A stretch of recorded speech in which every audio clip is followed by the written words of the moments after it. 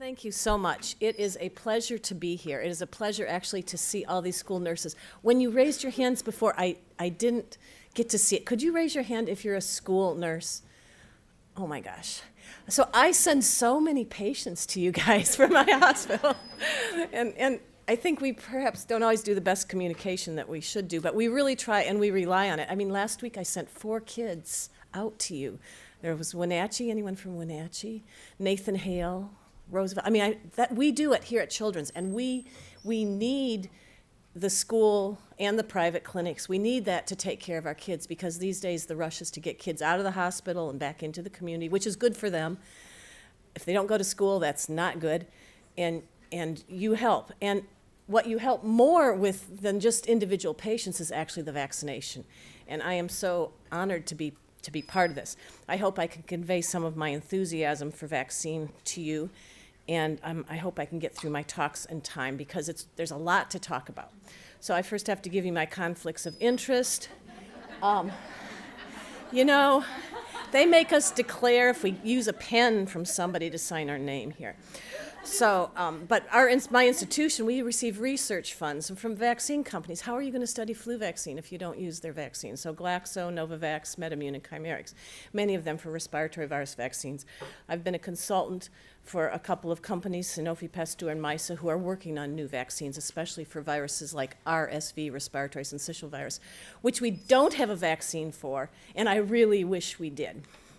And then I have these potential conflicts of interest. I really think I need to tell you about these, that I support my institution's efforts to help to immunize our healthcare workers. And I think that our healthcare workers shouldn't be working if they don't get a flu vaccine, particularly in our bone marrow transplant unit. Come on, let's be real. And I immunize my family with flu vaccine because I hate it when they're sick. I really hate it. So let's just be honest here. So, good. I can see at least you're awake. So I'm going to start. I do have a little bit of audience participation here. And I want to start out by saying, what are the most important interventions to improve public health? And the question really is, what is public health? Is public health doing the paperwork to make sure people get vaccines? Or is public health rather the effort to improve the health of everyone in society, to not evaluate public health based on your income or your race or your economic status or your religion? And I really think public health is to benefit society. So how do we benefit public health, both in Seattle, in Washington, in the United States, and perhaps the world? And I do studies in all of those places. Is it good hospitals, more doctors and more nurses? Is it antibiotics? I use a lot of antibiotics. I don't want to use them. Is that what gives you public health? How about money? Is it just money? Because we're richer, do we have better public health than a country like Sweden, where people live longer? How about education? So I want to know, does anybody have any other ideas? What are the most important factors in public health? No? Access, good, okay. Collaborative partnerships. Prevention is another. Well, I've actually, because I've worked with the World Health Organization and worked with people in UNICEF, I have some ideas here that I think you should think about. What are the most important interventions? The first one actually is political stability. Where is there polio right now? It's where there's war. Where there's war, you don't have access, right? You don't have access. Political stability. What is the most important thing for education? It turns out it's not education in the family, it is the level of maternal education. How educated the mother is really impacts the longevity within the family and the outcomes of young babies. Isn't that interesting? That is a good reason enough that we need to get more girls going to school. Nutrition. If you don't have enough food to eat, our vaccines don't work. And these all tie together, because if you don't have political stability, you don't have a farm to eat, to farm. Safe water is huge. And I think all the interventions that we're talking about, if you can't eat and if you can't drink safe water, perhaps vaccines are not the most important thing. And the people in our community and in our global community who work on these things are to be praised. But right after that comes vaccines. And of the things that we do in this room, vaccines is the number one thing that we can do to improve public health. What other things have really improved the public health and improved childhood survival? It's actually oral rehydration. We now, if kids get diarrhea, of course we have a rotavirus vaccine in our country and now soon worldwide, but if kids get diarrhea, we don't have to hook them up to IVs. We have oral rehydration formula. And antibiotics really are important, but they're less important than vaccines, okay? So that's the perspective of this talk. What are vaccine-preventable diseases and what have we seen in the United States? If you look at the average number of deaths per year associated with vaccine-preventable diseases, and this is a little bit old, there are a lot, and it's pretty shameful, isn't it, that we're still having vaccine-preventable deaths. Polio, diphtheria, rubella, measles, mumps, tetanus, we're still having tetanus, Haemophilus influenza type B, whooping cough, hepatitis, both hepatitis A and hepatitis B. And actually hepatitis B is one of our biggest killers in the United States at this time. So prevent what's preventable. I think that's a great motto. So I'm going to give you my perspective as an infectious disease provider. What diseases that are vaccine preventable? I just told you a whole lot of diseases. What diseases do I and my colleagues see every day or like last week at Seattle Children's Hospital? I just got off of service, so I was on 24/7 for 2 weeks. I saw a lot. I was not happy about some of what I saw. What are some of the diseases that we're seeing? I mean, it's one thing if you have cancer and you get an infection, that is horrible. But it's another thing if perhaps you have a vaccine-preventable disease. So what diseases in Seattle, in Washington State, what diseases are we having now? And I'll repeat them so that the audience around here. So tell me what diseases we're seeing this year. Whooping cough, flu. What else? Measles this year, not luckily last week. What else? Varicella, a lot of varicella. Meningitis, especially due to a special kind called pneumococcal, due to the pneumococcus. Okay, those are pretty good. You've hit, but you haven't hit them all. So I'll give you, these are, I was going through a list with my colleagues and myself, and we're on I won't tell you what floor we're on, but we're upstairs a few floors, so we are seeing these. And we are consultants for the patients who have measles, whooping cough, chickenpox, tetanus. We are seeing tetanus here. Hib, flu, pneumococcal disease causing both pneumonia and meningitis, and actually a recent case of mastoiditis. We don't see mastoiditis very often, but now we see that. And then HPV, human papillomavirus-related diseases, which include cancers, especially in older people. Lung disease, so babies born to moms who have venereal warts or papillomavirus, they can get a fatal lung disease due to the papillomavirus, and we see that here. It's a terrible, terrible, untreatable disease. And then venereal warts, especially in our adolescents. So these are vaccine preventable. So I want to talk about these and make sure that you know, as you're going through this horrendous and potentially thankless work of entering all these vaccine records into the computer, they are so important for us to have because we can know and we can help prevent some of these diseases. You aren't just doing paperwork, you are doing public health, okay? I really want you to know that. Okay, so I also want to know if you listened to the first talk, which was great, and it really gave me some new information. Who makes the rules about vaccines? Is it the state legislature? Is it the FDA, the Food and Drug Administration? Is it CDC, Centers for Disease Control? These are like many of the committees I've been on, so I know what the initials stand for. But who really makes the rules? And I think that's important that we actually know who makes the rules. Does the government make the rules? Does our Senate or president make the rules? And the answer is, thank goodness, no.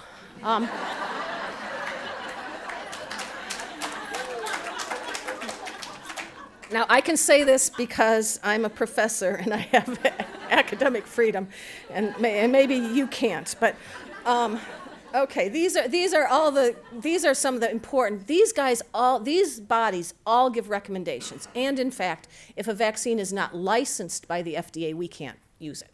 So the FDA licenses based on safety and effectiveness. But who makes the rules? And then who decides how vaccines get paid for? I think it's really important to know that in our country, ACIP, Advisory Committee on Immunization Practices, which was told us in our first talk here, they are an arm of the CDC, and they are actually lay people. They are people like me. They are not government people. They're a bunch of pediatricians, family practice nurses, public health officials that make the rules. And making the rules is incredibly important because they base it on science, they base it on efficacy, they base it a little bit on cost, but not really. In many countries, they base it on cost as number one. We are not told that cost is the main reason to recommend a vaccine or not recommend a vaccine. However, what is really important is that vaccines are paid for in this country about 50 to 60% by the federal government called Vaccines for Children Act. So we can guarantee that our kids get vaccines. And in Washington State, it's even better because we really do guarantee that our kids can get vaccine. We don't have to ask them to pay up front. I mean, that would be a travesty of public health, right? I mean, it really would be. So the ACIP, when they vote for a recommendation, that means that Vaccines for Children and all insurance companies have to pay for the vaccine. So ACIP is important, and it's a lot of people that serve and spend a lot of time as a volunteer on that organization. And here we have our vaccine chart, which was already shown, and you can look it up on the computer. What I do say is what is new. I think the new thing is the high-risk meningococcal B vaccine. I'm not going to talk about that. That's not a mandatory thing for school, but I'm happy to answer questions. I think it's really nice that we have this age differentiation for HPV, human papillomavirus vaccine. So if you give it on time and early, you only need 2 doses. And if you wait, you got to give 3. And what's really fun for me, and probably not that relevant to most of you, is that those of us in Seattle have been campaigning for 5 years to be able to give rotavirus vaccine in the hospital. Rotavirus vaccine, as you might know, is given to 2, 4, and 6-month-old babies. And in school, you don't have to deal with rotavirus vaccine. And in fact, if you're over the age of 2 months, you can't even start the series. But there was a ridiculous prohibition that we couldn't give it in the hospital, and Seattle has led the charge. And we won. Last week, we won. And it took years. We published 3 papers. It took time, but it shows that you can change things if you're a little patient. Okay, now here's the recommended adolescent vaccine schedule. I think they've tried really hard to make the schedules accessible to you, and I'm not going to go over them all. It's still confusing, and I have the most confusion, and I'm going to talk with Catherine. What do? I get the kids who've never had a vaccine before in their life, and all of a sudden they're 12 years old. It is still confusing, but we got to try, and I think people are willing to listen. And we at Seattle Children's and the vaccine and infectious disease, I will see patients if they really have important questions. They have to pay to see me. I don't get any money, but they have to pay to see me. Okay, so how are we doing in Washington State? I think it's important. How are we doing? Are we doing good or bad? Well, not great. We have a 2020 target of getting 80% of kids immunized with their 7 vaccine, the preschool vaccines, DTaP, polio, MMR, Hib, Hep B, varicella, and PCV. PCV stands for pneumococcal conjugate vaccine, or Prevnar, which is not mandated in the public school system. We want it especially for some of our high-risk kids. So we've gotten better from 2010. We're not all the way up there. If you look nationally, sometimes we're better than national, but we're never very much. So there's our vaccine coverage for 2020. We're getting better, but we're not there. And I think it's going to be very interesting to see what happens a year from now with all this push with the new state legislature, because I am really hoping that we're going to increase this. And the new laws to increase it to get into the child care centers is really important. And it was a travesty that we didn't have it. Sorry, I shouldn't be so strong, but it was really wrong that we didn't have it before. So, what about adolescents? How are we doing for all these different vaccines. We are really not doing so well with adolescents, and that's where I think the schools can really, really help us. And I know that some of these vaccines aren't mandated by schools, and we don't want to get them mandated because there's a public backlash when you say HPV has to be mandated. But if you look here, that is, I will talk about it a little bit later, that is such an effective vaccine for preventing very severe diseases. We are talking death. We're talking cancer. We're talking venereal warts. These are horrible diseases, and that vaccine is so, so protective. And we're still only vaccinating about 50% of our kids, girls and boys. But we're doing better with Tdap, so that's good. We have pockets of under-vaccination in Washington State. So here's the vaccines that we have, that you heard about just already, the required vaccines. And we do have pockets of under-vaccination. Some of you may be online, or some of you might recognize where you are. It's interesting. It's not necessarily east or west or north or south, but it's all over the state, and there are places where those of us who are working on vaccines have to work harder. Okay, you can identify where you are, or remain anonymous, maybe. So a special interest that I have with my colleague Annika Hofstetter, who works with vaccines, are adolescents. And what we are finding is that adolescents with chronic medical conditions, who are the ones that probably need the vaccines the most, they are actually the most under-vaccinated. And if you look at it on the far left, you can see we start out doing kind of okay with these under-vaccinated blue line CMC chronic medical conditions. We kind of do, but we then really fall down, especially in certain vaccines like HPV, more than the Tdap, we're doing better. Meningococcal vaccine, which we really should be giving to these kids with VP shunts, neurologic conditions in wheelchairs. These kids should really be having some of these. Everyone should have them, and we should really make sure the high-risk kids have them too. And flu shots, I mean, wow, 67% of kids, 70% of these high-risk kids, asthmatics who are on steroids, and we're not giving them the vaccines that we're not. I'm not blaming anyone, I'm just stating this is the fact. So, let's see. So, let's go to the next one. They are under-vaccinated. Now, what I do want to say and spend a few minutes is, what are the contraindications to getting a vaccine? Are there really any reasons why a kid or an adult should not get a specific vaccine? Because I hear myths all the time. So there are not really many true contraindications.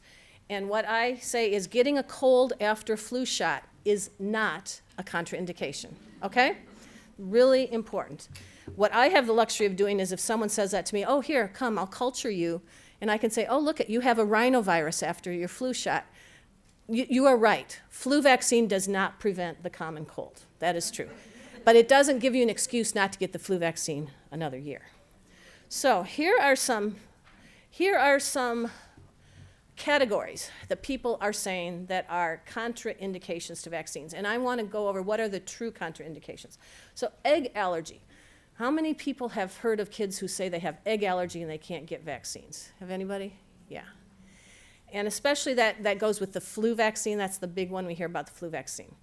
Well, that is not an absolute contraindication. And the real question is if the flu vaccine is grown in eggs. So the question has come to the ACIP and the CDC, what can you ask as a screening question for kids who say, or families, or adults who say, or nurses who say they can't get their flu vaccine because they're allergic to eggs? And I think it is great that the new question that I ask is, oh, do you eat chocolate chip cookies? Okay?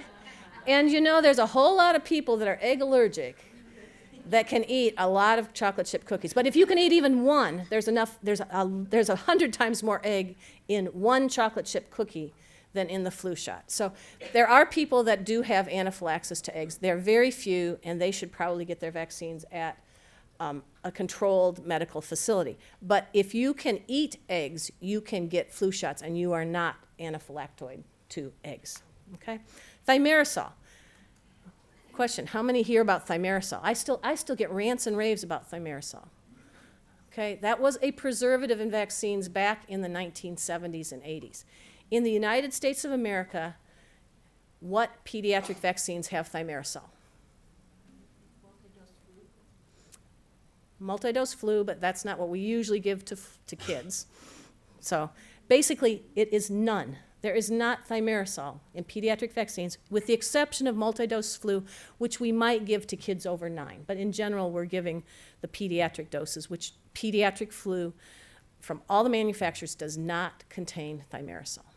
Now, in developing countries, multi-dose vials do have it. And thimerosal, believe me, is safer than having a contaminated injection with all kinds of salmonella and stuff. But we don't have thimerosal. So that is, if people say, I can't have thimerosal, I can't get vaccines, you say, good, you can get all of our vaccines. Okay, gelatin. Gelatin is actually more of a religious reason, and there are a lot of religious concerns about gelatin because some of the gelatin in some vaccines, specifically MMR and V, varicella and MMR, does contain gelatin made from pork. So that has been true, but what has happened is we have religious fiats from both Muslim and Jewish religions saying that this is allowable and acceptable, and most of the major religions will accept this. Next one, bread allergy. People say, I have bread allergy, so I can't, because there's yeast in bread, and I can't get hepatitis vaccine, and hepatitis vaccines are made in yeast. Okay? Have you heard this one? I hear this. I hear the weird ones, though. If you can't eat bread, that is no reason not to get shots, period. It's a very different kind of yeast, and there's not even yeast in the hepatitis B vaccine. So just say, no, that's not right. That's just not right. Okay, last but not last, fetal cell components. That is an ethical issue that there are people that feel strongly about. And I will just go give you some of the answers here. Rubella, the virus rubella, was isolated from a fetus. The fetus was, I believe, in Sweden or a country like that. The fetus did contain rubella. It was a fetus, and my understanding is it was a spontaneous abortion, but I cannot find proof of that. But at any rate, the rubella was isolated from the fetus, and fetal cells from spontaneous aborted, if you have rubella, and your baby has rubella, those babies don't survive, and many of them do have spontaneous abortions. And some people might choose to have an abortion too. So there's spontaneous abortions and medical abortions. But fetal cells were used to grow vaccine components for 4 of the live viruses we use, rubella, varicella, hepatitis A, and rabies. However, the cells have been changed. They've been immortalized. We changed them so that we don't have to get any more cells from any more fetuses. Similar to if you've read the story about Henrietta Lacks, how these cells can be immortalized and we don't have to keep on doing the same experiments that we did. The number of people who have been saved and lives that have been saved from these vaccines is huge, probably on the order of 200 million people we think have been saved from this. And the churches have actually responded to this, and the Catholic leaders have approved this. There's a, I don't know the right word, but there is a statement by the Pope back about 20 years ago that the Catholic Church has approved the use of these vaccines, despite that there was some fetal cells used. That still is an issue for some people. I think one needs to talk about it, but I personally think one can discuss it in terms of facts. And finally, there's immunocompromised patients, which we already talked about.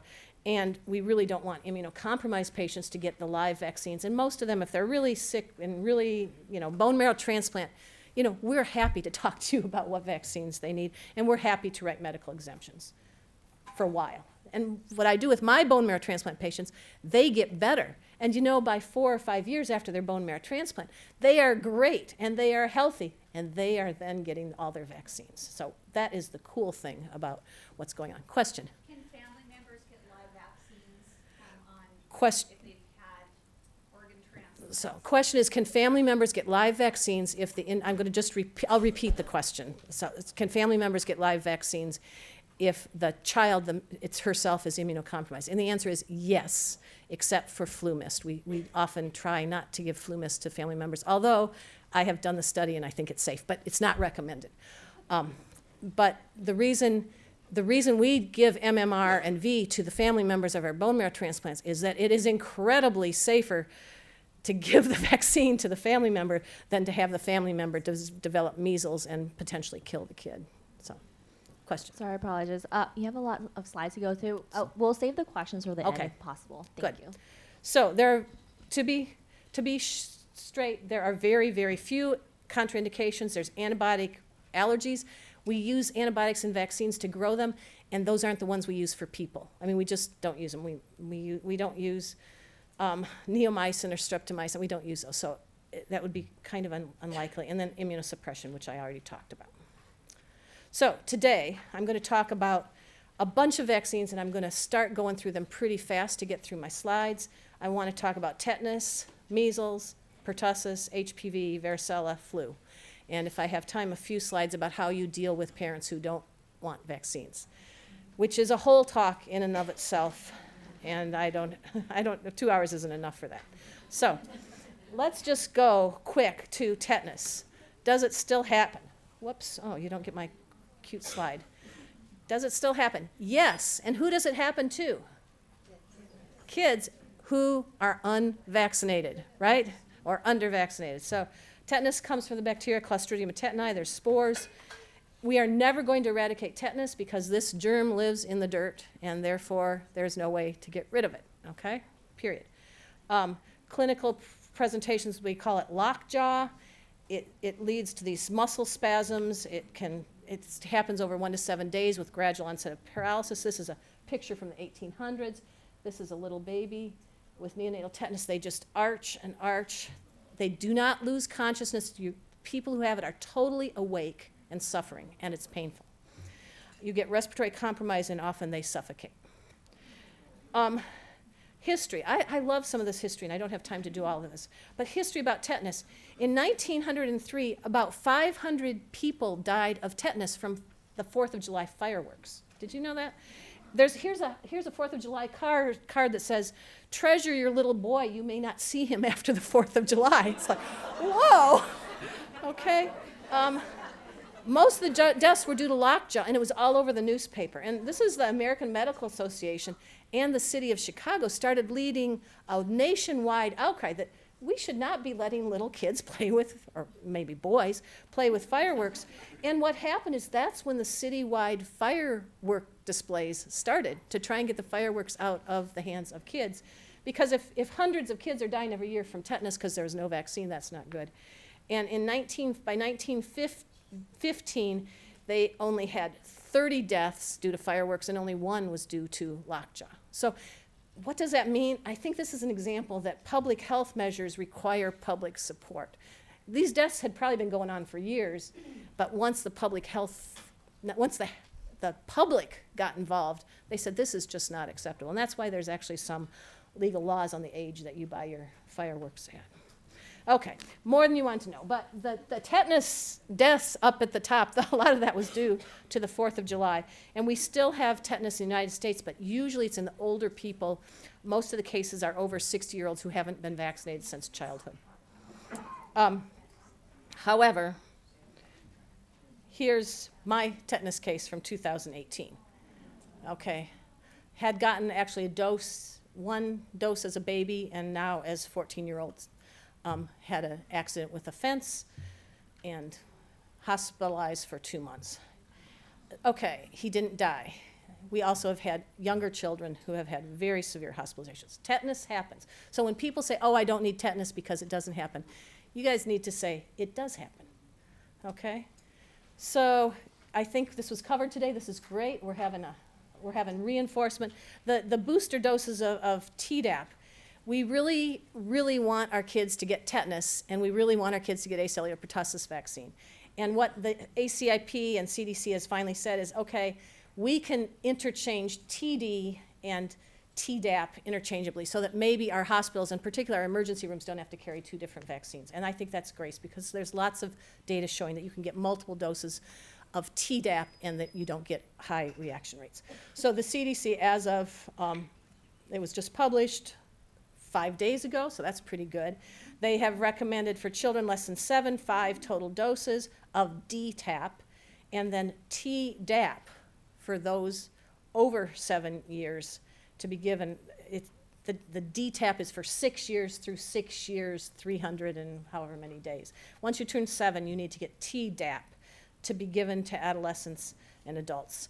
And if you're pregnant, you get Tdap with every pregnancy, okay? And that's safe and effective, and I'll tell you about it a little later. So let's just talk about measles. How many cases did we have in the United States last year? Probably, who knows, a lot. Pretty terrible, and we in Washington are not a shining example.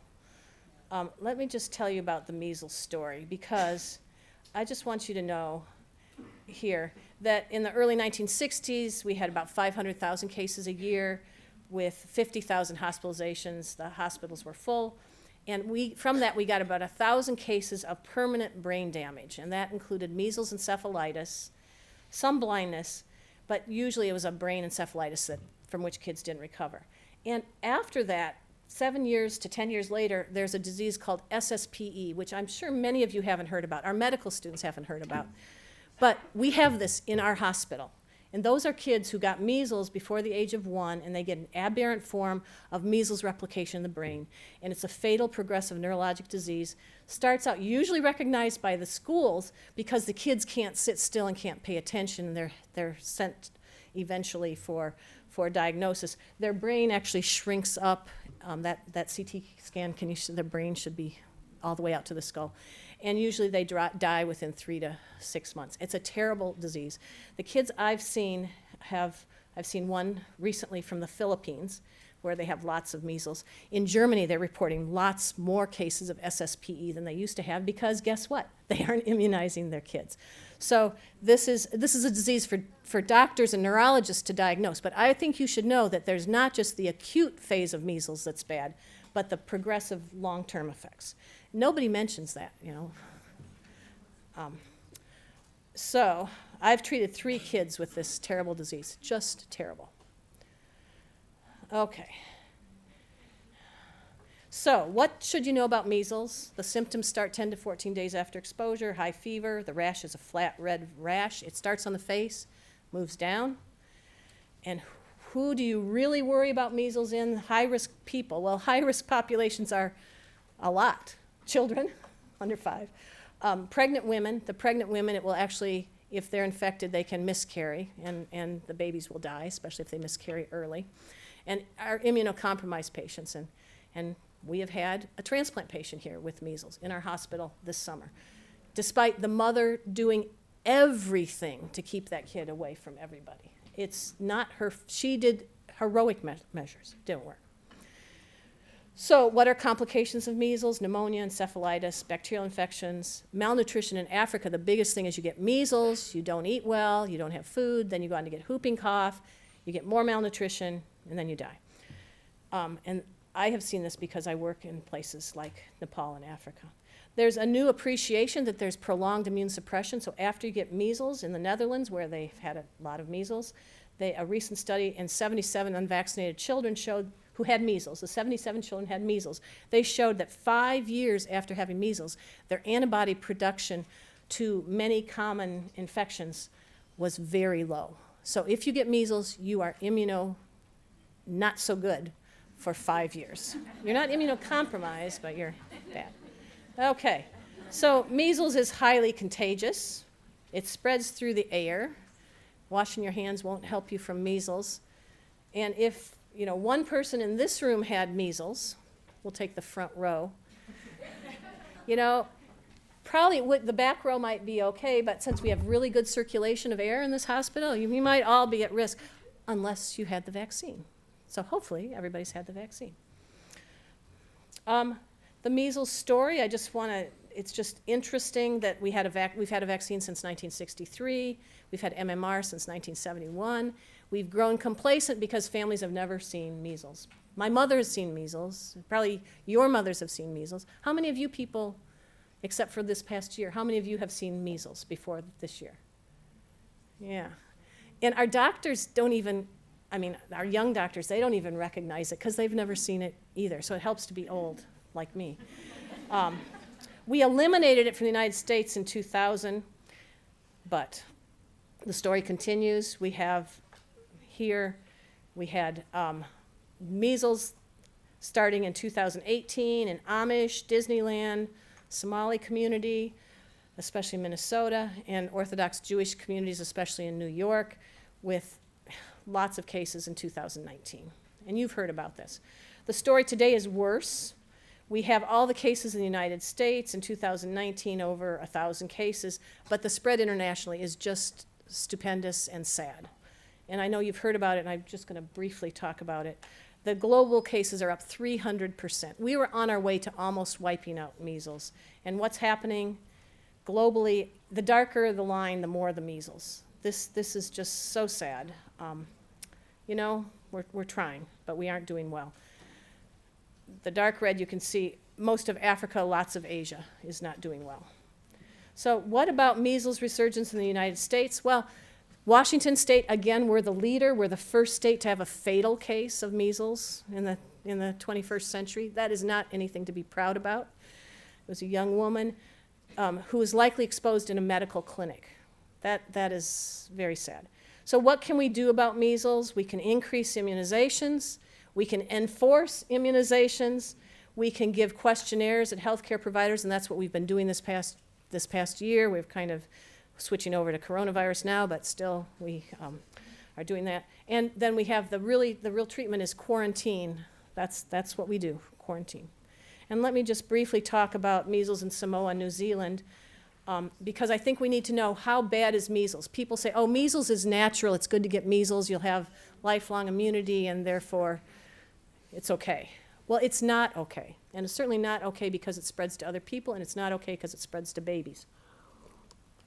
So in Samoa and New Zealand, the accident really started because of a nursing error when 2 children died when they got vaccine that was mixed with a wrong diluent. They were given an anesthetic powder. How you would mix an anesthetic powder with a live vaccine, I don't exactly understand. But it made all the newspapers, and the anti-vax people from around the world kind of came and helped support this, let's not vaccinate our kids because vaccine is deadly. And it is deadly if you don't give it right. If you mix anesthesia with your vaccine, that is not good.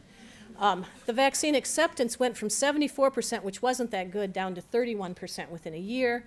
The outbreak began in Samoa, probably imported from New Zealand, which has a big Samoan population. And the population of Samoa, this is Samoa. It's on the left. It's not American Samoa, which has had better vaccination rates, but not that much better, but somewhat better.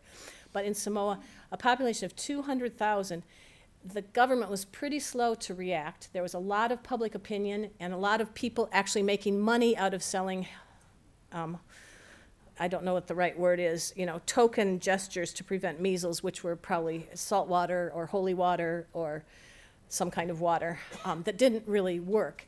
And by November 17th, the government actually had to shut down the whole country.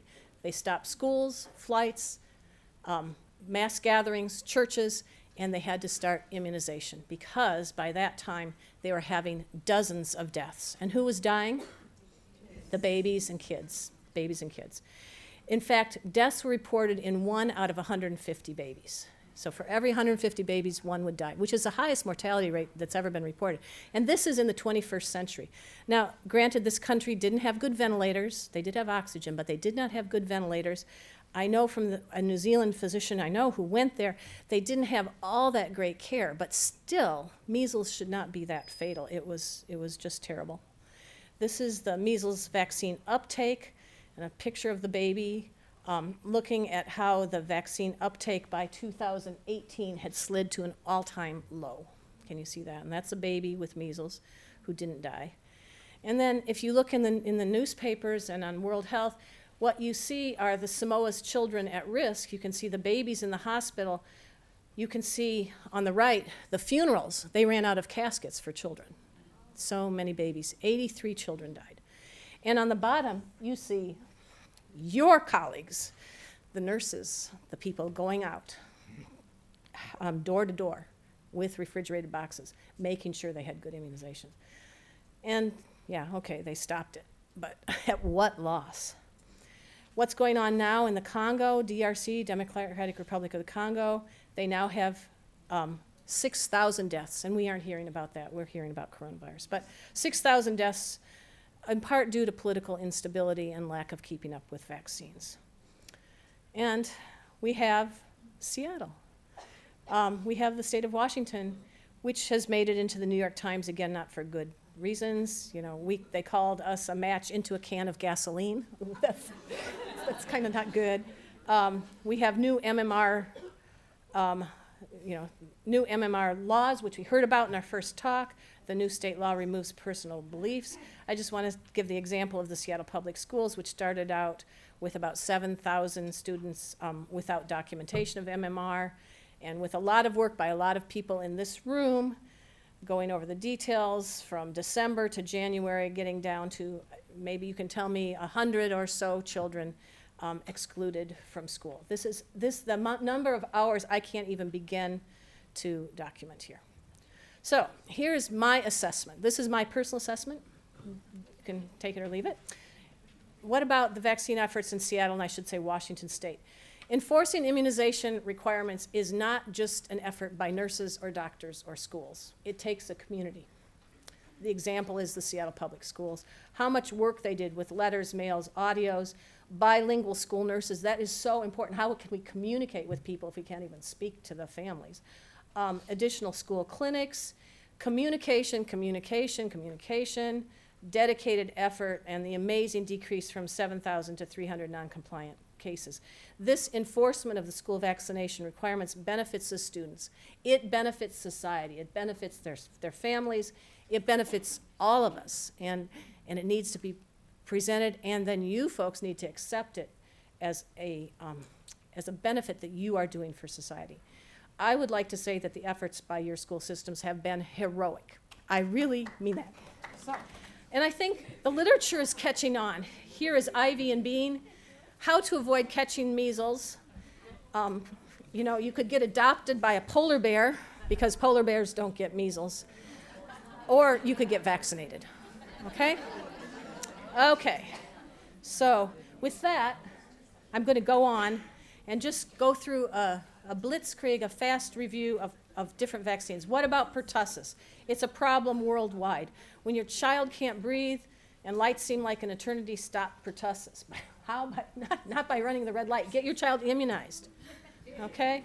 What is pertussis disease? It's caused by the pertussis, Bordetella pertussis organism that has all these different antigens that causes damage to the respiratory epithelium in your trachea and probable action on your nerves, okay? It's really important to know that. And what do we see here at Children's? We see the babies who can't be immunized, the babies under 2 months of age who get pertussis from their siblings, who are not immunized, from their parents, and they die. Here's an example of a 6-week-old with cough. This was admitted a few years ago, who had pertussis. We can do all kinds of fancy things like heart-lung bypass, but this baby died. That happens unfortunately frequently. We had a nice whooping cough outbreak after a wrestling tournament. We had 15 people with whooping cough wrestling face to face in a tournament. I mean, geez, this is why we need these school immunization requirements, right? Okay. We have 2 kinds of vaccines. We have whole cell. We don't give it anymore. We have acellular pertussis, which is good and safe, has fewer adverse reactions. The problem with acellular is that the protection probably is not as good as long. Our coverage remains for all 3 doses. You need to have multiple doses, and our coverage for all doses is really low worldwide. In Africa, it's 11% actually drop out. And the timeliness of vaccine, in addition to getting the vaccine, is a real problem. So what we know is there's waning protection. So after the 5th dose, it doesn't work. What I do want to say is there's differences in whole cell vaccine and acellular vaccine, but we can give repeated doses of acellular. We can't keep giving it because the duration of protection gets shorter. So that's why we do have this 10-year time period.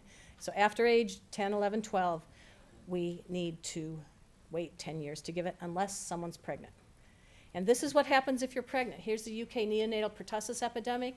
We had pertussis in the UK, and what happened? We started giving pregnant women pertussis vaccine, and wow, it really dropped. And the same thing has happened in the United States. We think that giving pregnant women pertussis vaccine is about 90% effective in preventing their baby from getting pertussis. That's why we do it. 90%. That's getting as good almost as a measles vaccine. What's our uptake in pregnant women? Terrible, 58%. But we're working on it. We're working on it. And we have new vaccine candidates for pertussis, which I don't have time to talk about, but they're being tried in baboons, and it's really exciting that we're going to potentially, maybe in your lifetime, maybe not mine, but maybe we can get a better pertussis vaccine. We really do need a better pertussis vaccine. So, in conclusion, pertussis remains an important clinical problem. Getting vaccines into kids on time is important. Whole cell vaccines work and are probably better, but they have enough reactions so that we aren't giving them here in this country. Countries that are using whole cell vaccines, we're encouraging them to keep on using them. The current acellular vaccines aren't the answer. We got to do better. Maternal immunization works. That's pretty exciting. And maybe we can get a new vaccine. Okay. I'm going to go on to HPV vaccines, which is not a mandatory vaccine, but you, the people in this audience, need to know about this because it's a really important vaccine. We have come a long way. This guy, Dr. Harold Zerhausen, he discovered that HPV infection in the genital tract led to cancer. That was a huge step forward. And he got the Nobel Prize in 2008. So that's like recently. That's our lifetime. And what's really cool is that the Lasker Award, which is kind of a pre-Nobel Prize for the best science, in 2017 gave their award to Planned Parenthood of America. Wow, cool. Because they are giving HPV vaccine to a lot of young women, and they are probably saving a lot more lives than other people with this vaccine. So HPV is associated with 275,000 deaths a year. That's huge. That is huge. And cervical cancer is the most important one. We also think it goes to the pharynx. And so throat cancers, neck cancers are also due to HPV vaccines. This is the important thing to know. These studies were all done here at University of Washington, not in Children's Hospital, down the street. The cumulative incidence of any HPV infection in a woman months after the first intercourse. So if a woman has sex once, within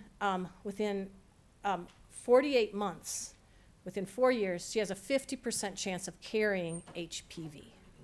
So that means, that means that it's really a common sexually transmitted virus.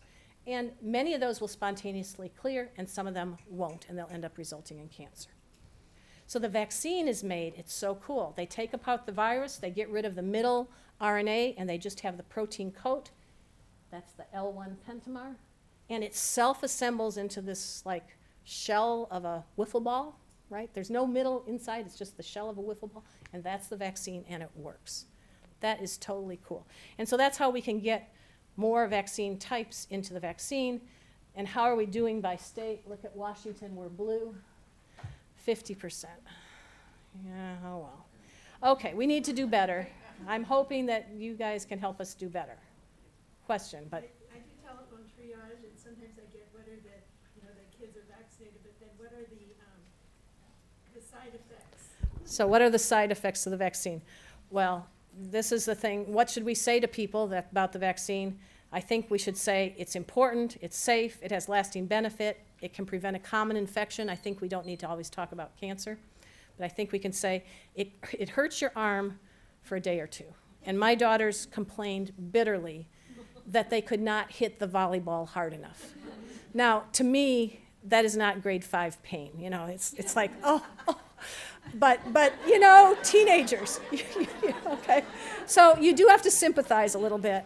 The most important thing is the protection lasts for 10 years, and it does hurt enough that they can faint.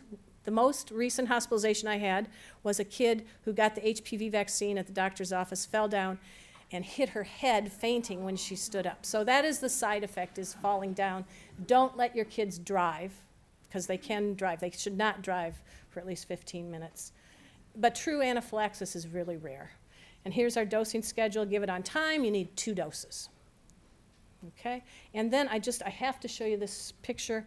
What is happening in countries that do it in the schools? We don't do it in the schools. I wish we did. Here's Australia. What happened to the incidence of genital warts in Australia when they started the vaccination program? Look at that. Look, it plummets. That is so amazing. Took about a year, that's all.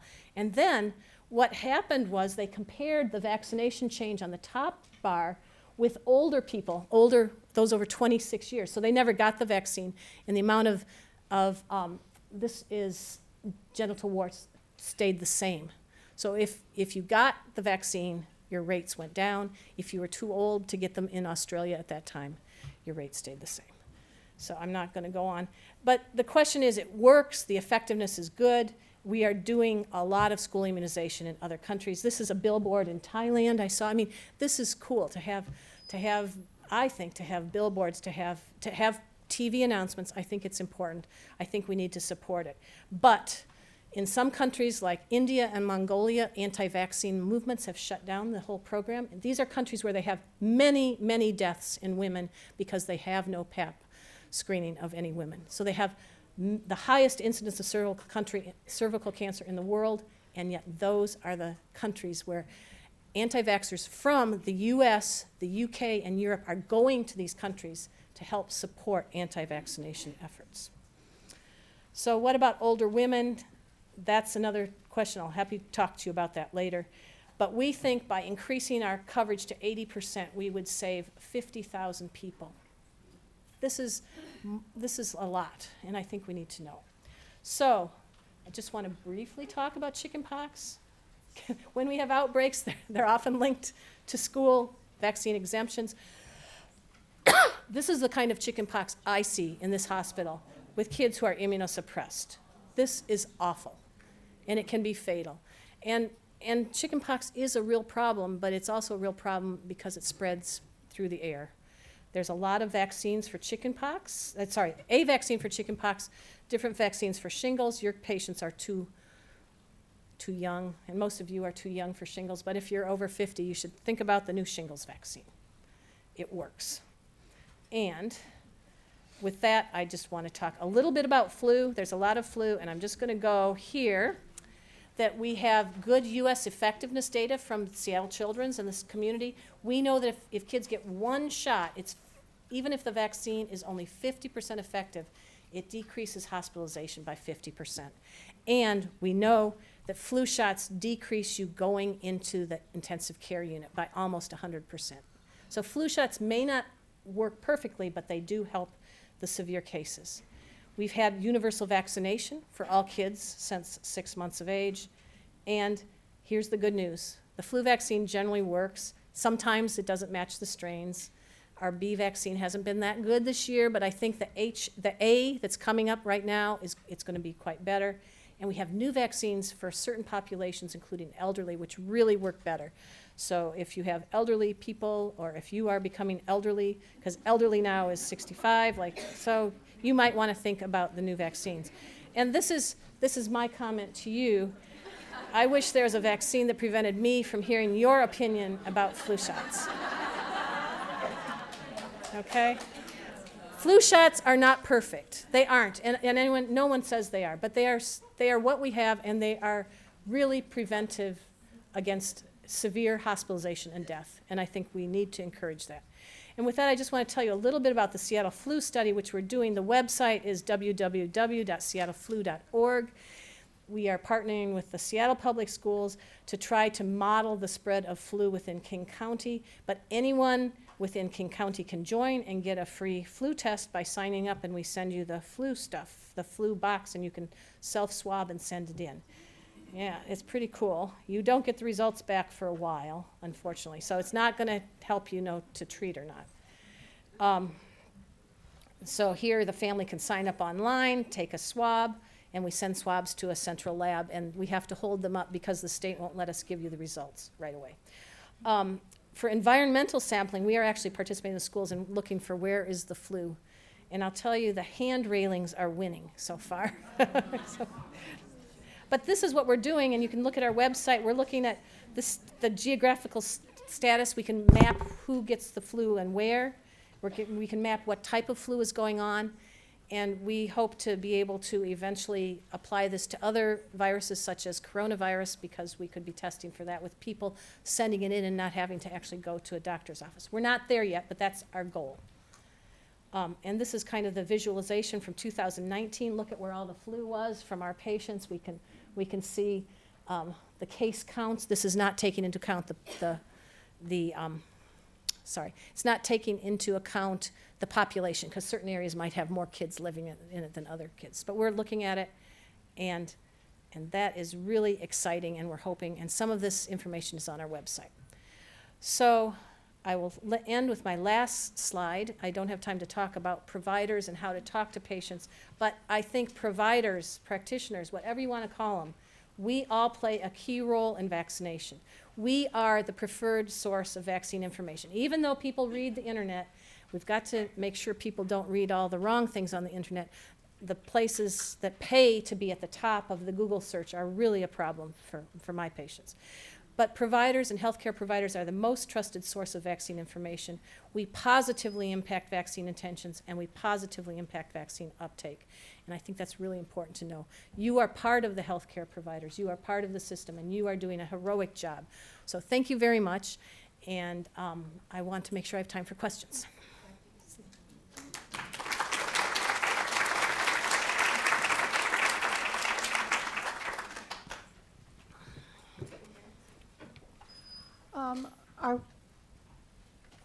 Just talk into it.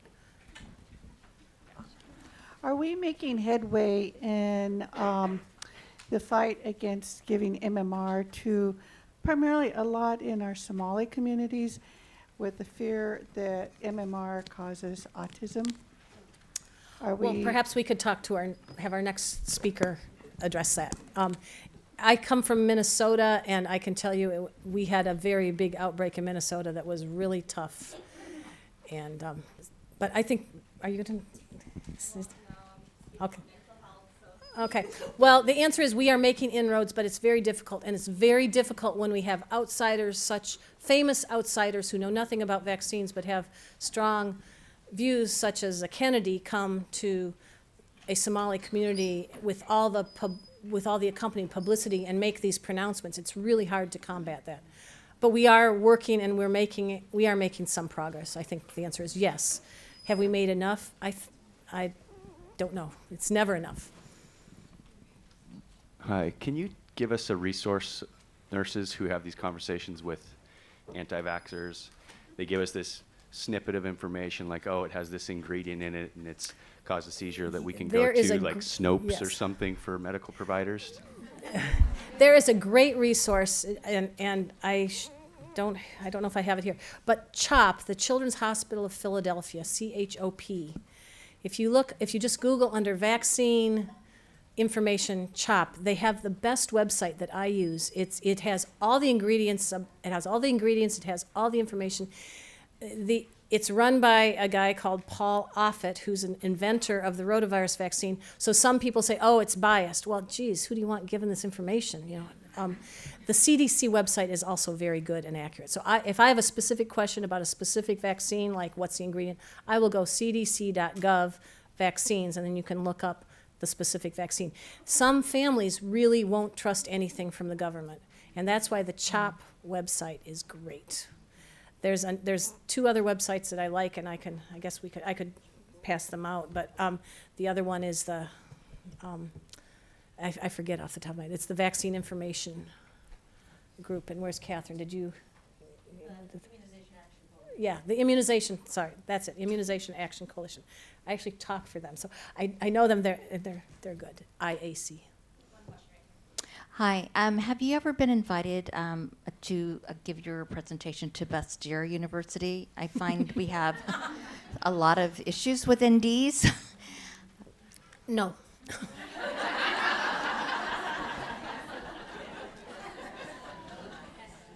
Webinar questions. So on the WebEx, they have with the HPV vaccine, if the immunity lasts 10 years, is there a booster for when people are in their mid to late 20s? No, there isn't, and it's probably not cost effective to boost. We think it's going to last more than 10 years. It's just the studies have only been carried out to 10 years. The antibody level is really stable. My guess is it's going to last 25 years.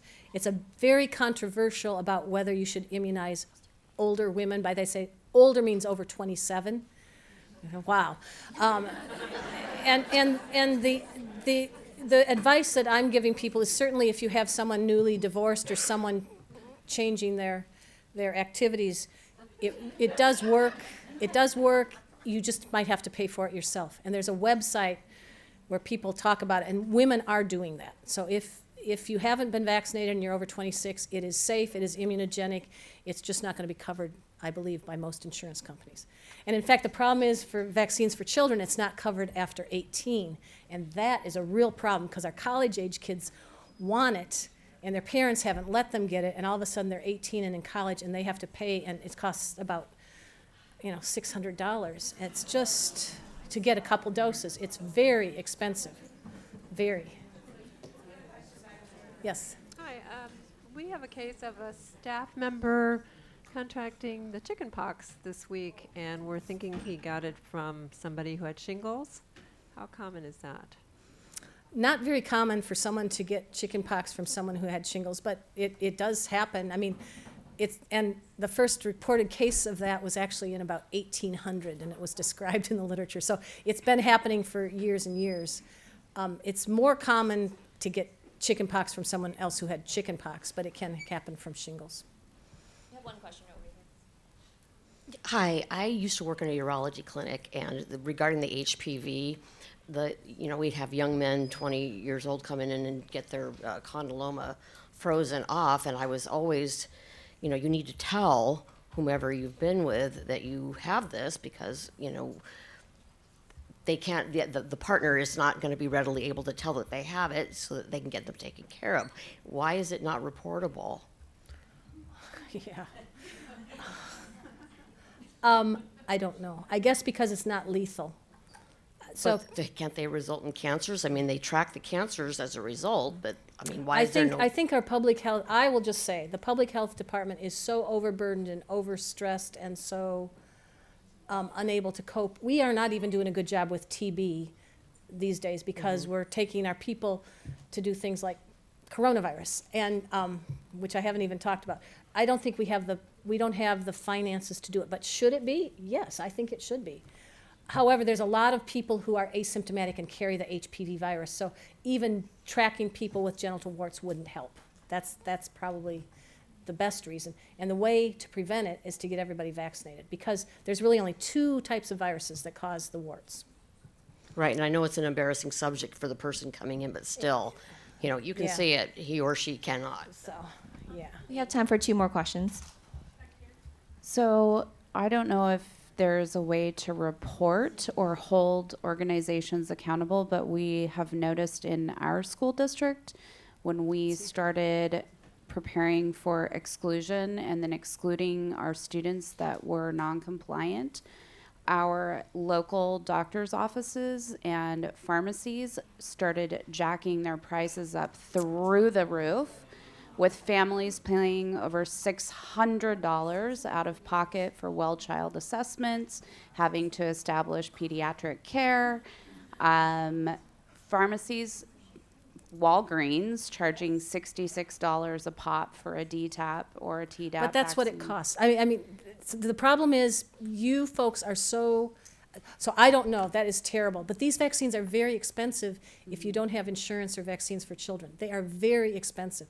And the companies charge through the roof to everyone. I don't know if they, I'm just saying, for Tdap, that's what people pay who don't have insurance. That's why Obamacare is good, because it actually covers for vaccines. But this idea about jacking up prices to even be seen by healthcare providers, is that true? Yeah, they Wow. are VFC clinics, and we have been trying to figure out a way to report them because they are not being compliant with the VFC laws and accommodations, and are requiring all of these things so they can make more money in their clinics. Well, I think you should report them. That's terrible. But I do want to say that all these vaccines are really expensive, and if you lived in a country with more socialized medicine, the prices of the vaccines would be cut by about 75%. We are not allowed in this country to bargain with the vaccine manufacturers by law. We'll take one last question from webinar. What are the contraindications to vaccines in relation to TNF biological infusions, injections in pediatric patients? Well, it's not just TNF biologics. There are now about 40 different monoclonal antibodies with different things. It is very, so the answer is if you have children with Crohn's disease or rheumatoid arthritis and they have all these different newfangled agents, there is just not good data. And what we're also finding is that babies born to mothers who take these agents also have all kinds of issues. And I think it's too difficult to make a blanket recommendation. We do know if you get IVIG, you need to wait months to get a vaccine. With these agents, I think you have to go to the physician who's actually giving those agents, because there are so many new ones that I can't even say the name of these days. I mean, it's not just the etanercept and there's a beculizumab that I just got a patient yesterday, and I don't know what that is. So it's very difficult to know. And some of these patients are going to be on them like forever. So it is a problem. That's why if we can get them immunized early, before they're a teenager and get these other diseases, it's going to be a whole lot better for them. So I just want to finish and thank for the people, my group here, Sammy and Annika Hofstetter, who helped me with some of these talks. Thank you.